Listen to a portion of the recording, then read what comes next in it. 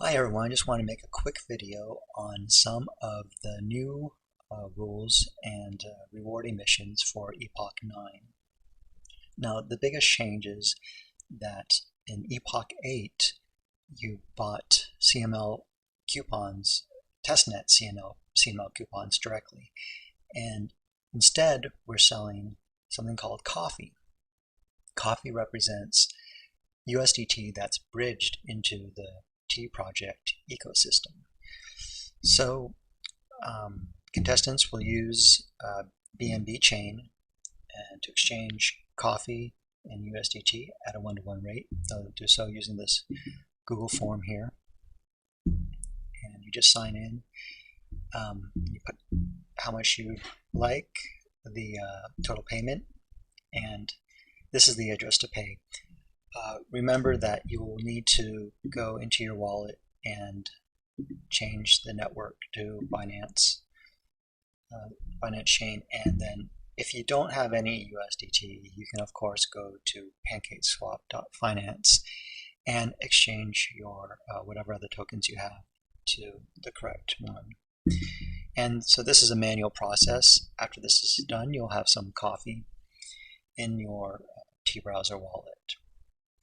The initial exchange rate will be 1T to 0.001 coffee. And if you see here the prices, we will have a NPC, a non-playing character, regularly putting CML seeds up for auction and for sale in the marketplace. The rate will be 23,287 T per B Camellia. And that's to roughly correspond to how much a Camellia costs in Epoch 8, which was around $20. So at that exchange rate right now, again, this is going to fluctuate, but it'll be around, like right now, it'd be around $23 to get a B Camellia. And as far as C Camellia is only going to cost 1T because it's very limited in Epoch 9. It's actually being deprecated, but we just didn't have enough time to go in the back end and remove all traces of C Camellia. So we're just leaving it in. There's only going to be 5 sold per day, and you can't use the C Camellia for collateral for Genesis loans. I'll show you that here. We have a wallet. This is italics. You can see here we have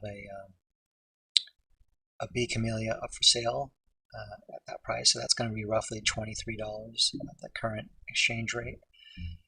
And you see here, these are all C Camellia that this wallet has, and none of them can be used for collateral for a loan. So what can they be used for? Let's go back to the article here, and let's look at the mining rewards. So this is the public service portion. Remember, there's 2 parts to the mining rewards. One, the most lucrative, will be hosting a T-app. If we can see here, there's no T-app right now. This Epoch just started this testing. You can of course create a new T-app, but those will generate the most revenue for you, either in the form of T tokens or T-app tokens themselves. So besides that, though, there's still an opportunity to earn from public service rewards. The first type of public service reward is layer 1 staking. It's not very lucrative, as you can see by the reward. But layer 1 staking does not require any Camellia at all, so it can be done by anyone. The next line here, RA rewards. RA stands for remote attestation. That's making sure that the nodes are trustable. And how that works is that C Camellia will do the initial reporting, and once they find a node suspect, they'll escalate that to a B Camellia for further confirmation. And you can see the rewards. That's basically the only rewards that C Camellia can earn is the 1T remote attestation rewards, while B Camellia earns 2T. And B Camellia, of course, can also host T-apps. And just for your information, the last line is AA reward stands for availability attestation. That's done through A Camellia. There won't be any A Camellia in Epoch 9. The last part is, of course, if you want to cash out your winnings. The first option, you can exchange your contest T back to coffee, and from coffee you can go back to USDT, and you can do that through this Google form. You can do that as long as there's USDT in the initial pool that contestants use to bridge into the ecosystem, so the team won't be putting in any more USDT than there's already in the pool. And although the exchange ratio may fluctuate, the most that one coffee will be worth is $1 USDT. That'll be the cap. Probably the more popular option, since most people who are participating in the mining competition are getting ready for the mainnet launch, so they can option number 2, exchange contest T for mainnet CML vouchers. And how you do this is you'd go over to the leaderboard and you just click here. This will be updated by the time you read this. This will be, say, Epoch 9, and then you can use this form to exchange for mainnet CML vouchers. And yeah, so when you bridge in with your USDT, you're not going to get testnet CML coupons. You're going to get coffee instead.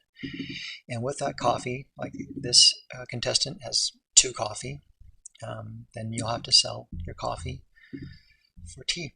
And then once you sell your coffee for T, that's when you can start either buying TApp tokens or, of course, buying Camellia. So this contestant obviously needs more T to be able to afford the Camellia that's right now in the marketplace. So they probably have to bridge in some more USDT. So that's just the basics of some of the changes for Epoch 9. And after this video, we'll have another video that shows kind of a user guide of the full mining process, including spinning up a node to start mining during Epoch 9.